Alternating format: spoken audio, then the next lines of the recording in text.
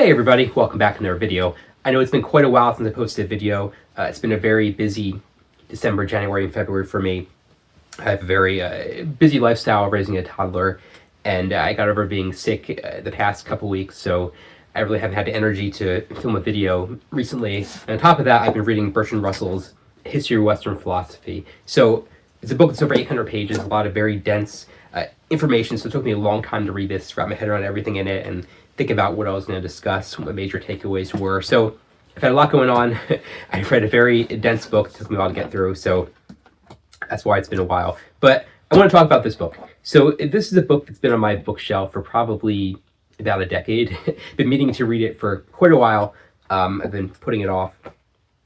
I definitely consider myself a student of philosophy. Over the years, I read quite a bit of philosophy, a lot of major works by different philosophers, a lot of the old dialogues written by the very early philosophers. So I've read quite a bit of philosophy, but I've never read a full narrative or a full history of the entire history of Western philosophy. So it was due time that I did this to kind of piece things together and see how it kind of flows into one long narrative of the full history of philosophy. But this book definitely was not what I was expecting. I was very surprised once I started reading it, seeing how the book was structured, what it was about. It definitely doesn't give you a very full, in-depth analysis of every philosopher. I mean, it talks about each philosopher. I mean, it's a very dense book, but it's only touching on the very major philosophers. And here and there, it mentions some more minor philosophers that aren't as well known as the big people in philosophy. But it's a full history of philosophy, so it's not going to be very detailed. It's a very sweeping narrative that kind of shows you how things flow and how ideas kind of shifted and changed over time. Because I feel like when you read one philosopher's work, you get an understanding of their work, their worldview, but you don't see how other philosophers counter their ideas over time, and how a lot of the earlier philosophers, their ideas no longer really hold much merit, but at the same time, they're very important because you can see how ideas built from other ideas over time. But the way I would describe this book, it's telling you about philosophy through the lens of history, and it's telling you about history through the lens of philosophy. So this book kind of exists at the confluence of those two general ideas. But this book, I would say it's as much a history book as it is a philosophy book, because it's really showing you how different ideas emerged from what was happening throughout history at that particular time when that philosopher was writing their works. But yeah, getting into some specific things in this book, I like how when it goes into the very early philosophers like Anaximander and Thales of Miletus, you really see how their ideas from today's perspective seem very idiotic. Talking about how everything is made out of water, how they were speculating that magnets have souls, or that fish evolve from water. These ideas seem quite strange from today, but when you really think about it, they really weren't that strange. The idea that everything is made out of water, these philosophers were getting at that things were made of very small particles, that there's very small things that make up larger things, and they have ideas about how things are made out of earth, wind, and fire, how there's just basic elements, basic building blocks that make up our universe, and getting into ideas like how fish evolve from water. It's kind of getting very, very early on, very early speculations about the idea of evolution. So these very early philosophers, these pre-Socratic philosophers before Socrates, they're as much scientists as they were philosophers. So this is kind of the point in the early Greek philosophy where science and philosophy had yet to converge. They were still very much the same thing. And you see this way of analyzing the world up until the philosopher Democritus. He was really the last Greek philosopher who his philosophy was based off trying to get a fundamental understanding of the basic building blocks of the universe that we live in. And it's not until Socrates, Plato, and Aristotle where they start to move away from science, not so much looking at the things that we know, but how we know, how we come to understand things. So there's a lot of criticism, I think, of people like Plato and Aristotle, because they weren't so much interested in understanding the physical universe, just more understanding internal thought and kind of trying to understand how we observe the universe, not so much what we're observing. And I don't get the vibe that a lot of these philosophers after Socrates necessarily hated science or didn't like science. I mean, Aristotle is responsible for the scientific method, so these philosophers did have impacts on science to some degree, but I think that they were just more interested in ideas like forms, universals, and ideas like essence and ethics. And I think the main takeaway of reading these early philosophers after Socrates is that I think you get the concept that reality is very subjective. They're looking at questions like what is good, what is true, what is real. A lot of these very high-level questions about how to live your life the best you can, and how a city-state should function. I think they're very, especially Socrates, Plato, and Aristotle, they're very reflective of Greek society, because Greeks are very interested in beauty and visually how things look and just describing how they see things. And I think it's very reflective of Greek philosophy. And around this time, there's these people known as the sophists who go around and they teach people how to argue and how to represent themselves in a legal battle that they're in, and just kind of take a lot of these ideas that philosophers are also looking at and showing people how they can use them to impact their own lives directly, not in a metaphysical sense, just in a way that they can take these ideas of logic and use them to better themselves in their own life. And a lot of these Greek philosophers didn't like the sophists. They didn't like how they kind of just took this logic and abused it and didn't use it for metaphysics and used it for people just bettering themselves, being selfish. So it's interesting to see how during this time a lot of this philosophical way of looking at the world was starting to be used in people's lives directly, not this very abstract kind of way of looking at the world.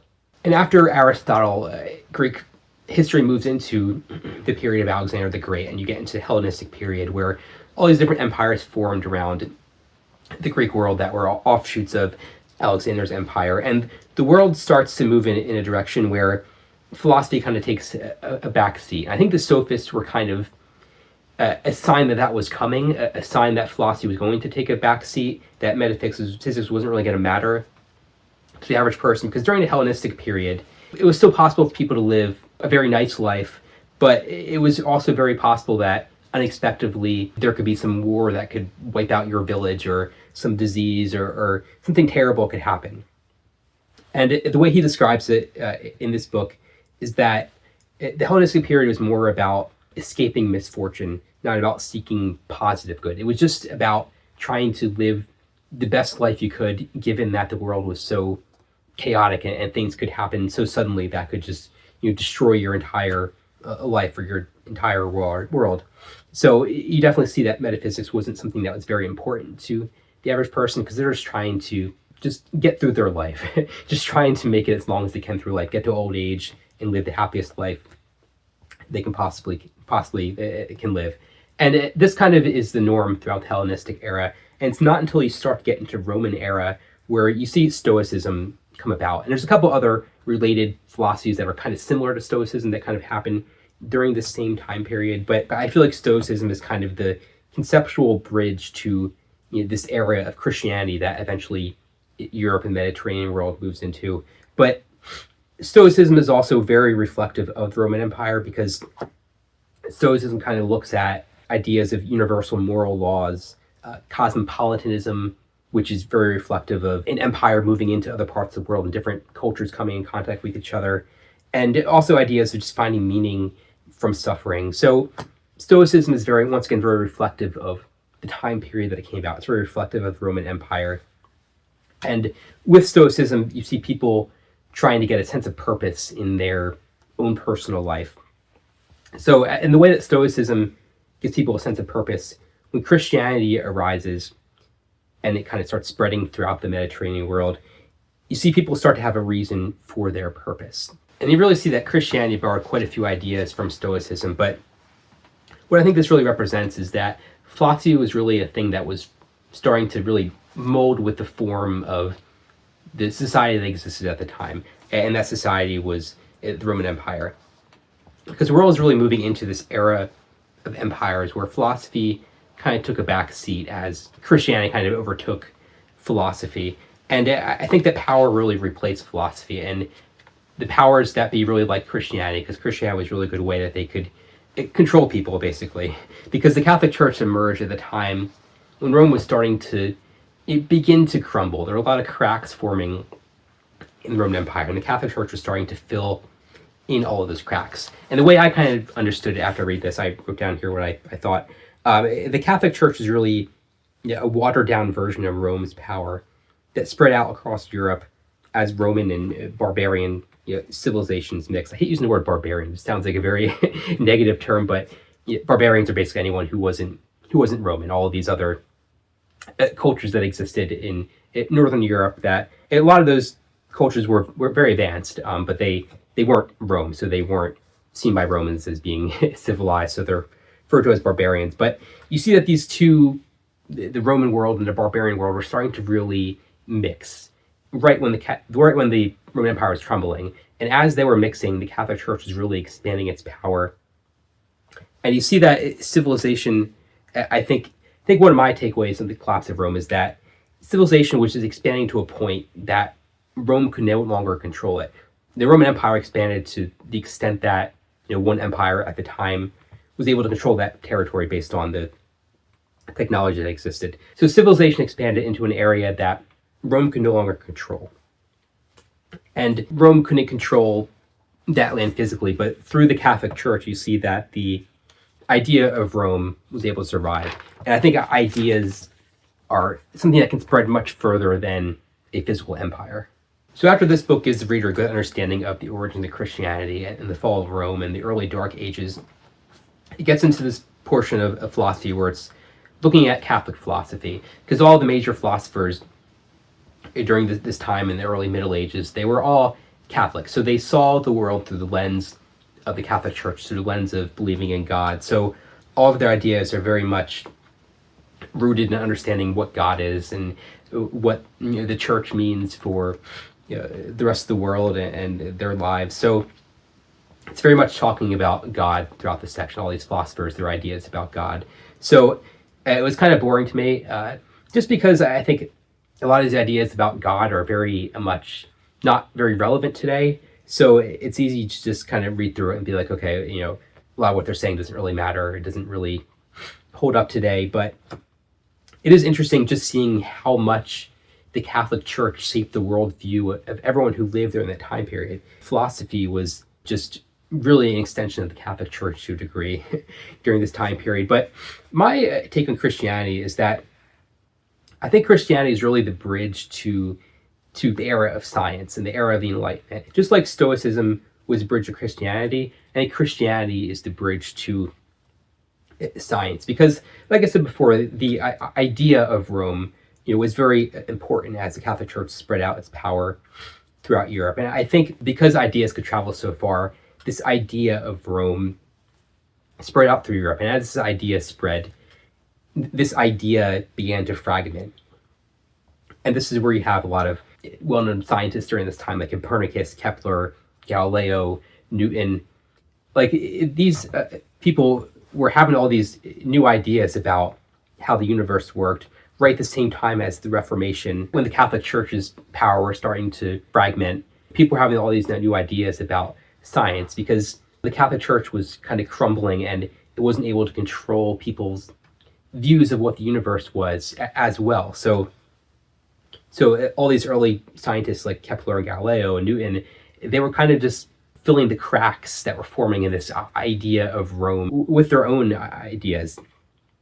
Because I don't think it's a coincidence that the scientific revolution and the Enlightenment are happening at generally the same time period. So I think you just really see that the old system was starting to shatter as the Reformation happened and the Catholic Church lost the authority that it used to have during the Middle Ages. And you see, like I said, this old system just shattered, and you were no longer living in this world that was, where the idea of Rome through the Catholic Church was dominating every aspect of people's lives. And the 30 Years' War, I think, was really major turning point in the history of philosophy and just ideas in general. Because with the 30 Years' War, it was for the most part a war between a lot of Catholic nations and a lot of Protestant nations. And by the end of this war, the Catholic Church really didn't have this firm iron grip on Europe. A lot of Protestant religions had become much more dominant in many parts of Europe. And there really was no longer this Europe that was dominated by the Catholic Church's power. And I think once this idea of Rome, Roman power through the Catholic Church was no longer this thing that was this umbrella over everyone's lives, you really start to see the ideas of the Enlightenment really start to take off. Ideas of liberalism and individualism, because you see that the individual matters much more post 30 Years' War, because you no longer have this foreign entity, which the Catholic Church, controlling thought, controlling what you can and can't do and read and talk about. And you just see that the individual person matters much more. And this era during 30 Years' War is when Descartes has his famous line that he said, "I think, therefore I am." He wrote that during the 30 Years' War. That's very reflective of the time period, because individuals were mattering much more. The Catholic Church was mattering much less. And I think that this idea of "I think, therefore I am," you really see that the basis of knowledge is different for each individual person. It really just highlights how philosophy had moved into this era where the individual is what matters. Because a lot of this Catholic philosophy, they weren't talking about individuals, they were talking about God and how people in general should interact with God. And after Descartes, you really see that modern philosophy is born and the Enlightenment takes off.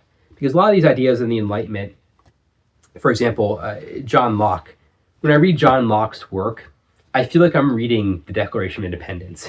A lot of ideas that make up our modern world, that define our modern world, like the Declaration of Independence, those ideas are really born in this era of the Enlightenment.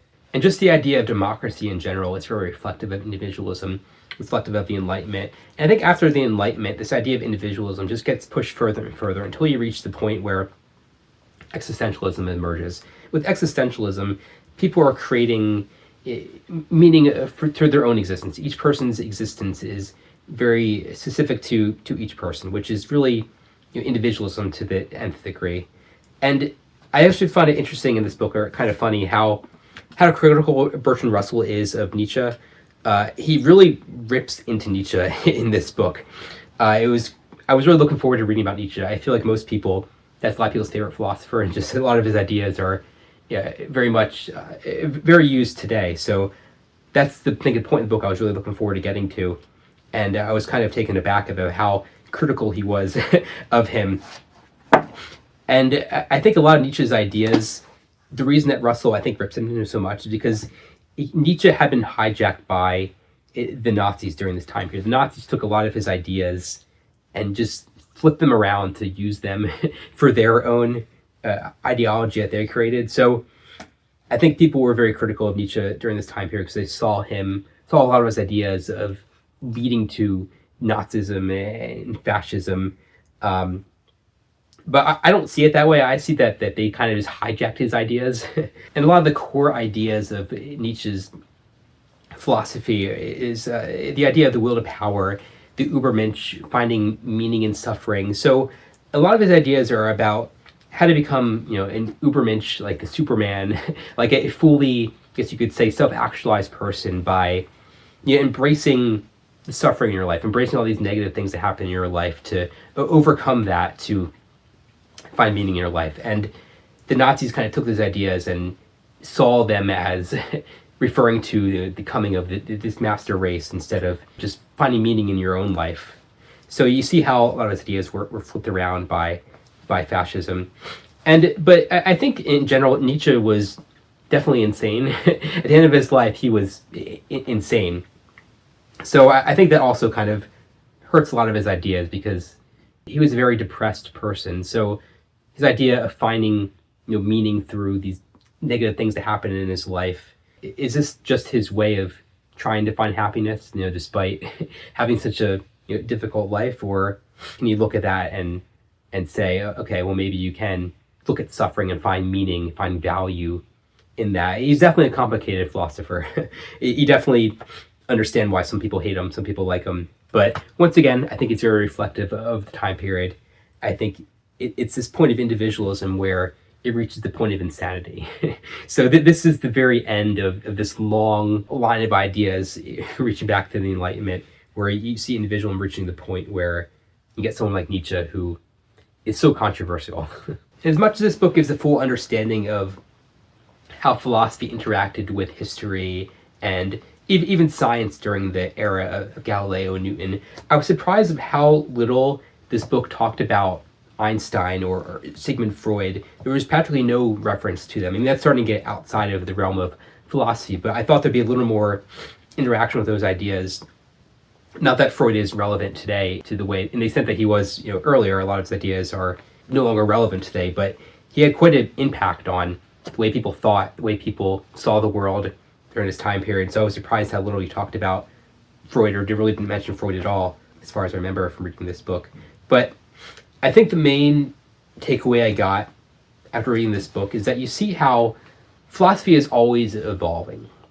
It's constantly changing. It's this long, drawn-out argument that exists over thousands of years. People are just constantly tweaking the ideas of other people, changing the ideas, just throwing out old ideas and bringing in new ideas, and just constantly changing the way that people see the world.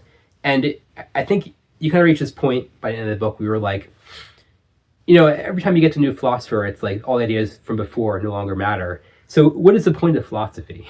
If we're just going to constantly arguing and changing things and changing the way we see the world. I mean, there are things that are relevant. There are definitely things you can find meaning from very early on in philosophy. Like there's certain things resonate with me, certain things resonate with other people.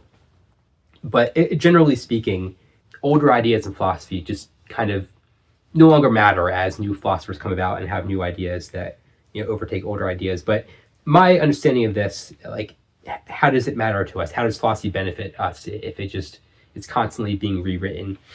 And I think that philosophy is really the language of history, because philosophy speaks to us today from the time that it was written back then. It's analyzing the world based on the world these philosophers lived in. So philosophy is really history speaking to us. It's seeing these ideas from the past, from today's perspective.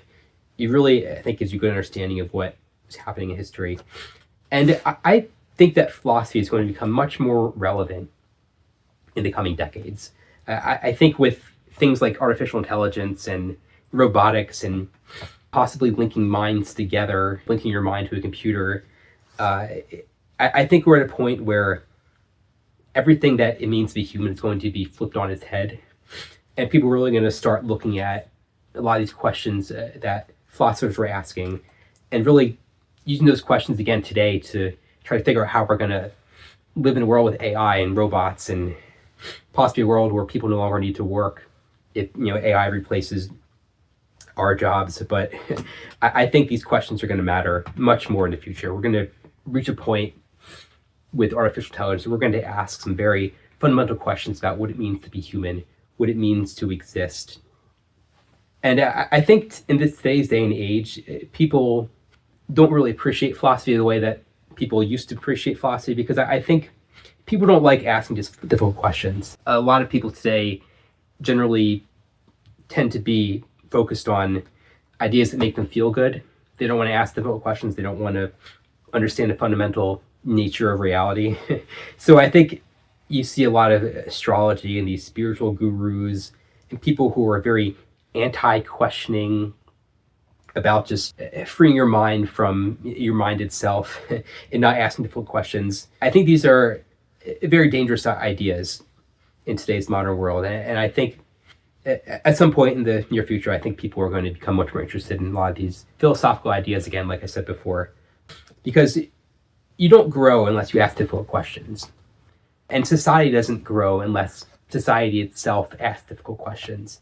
And that's what philosophy is. It's really, philosophy is what societies use to ask these difficult questions to themselves.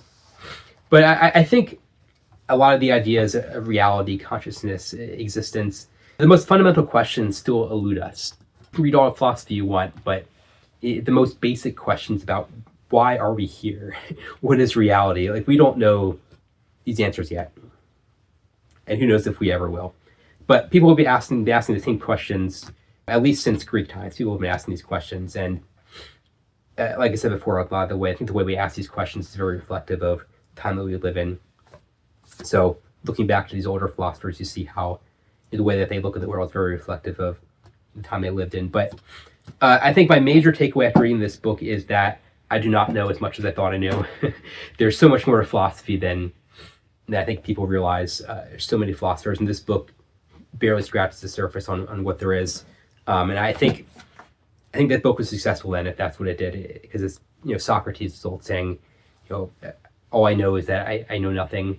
And I think that really, I think, is the idea that cuts through this whole book, is that there's just so much to the world, and there's so many different ideas, and ideas are constantly changing.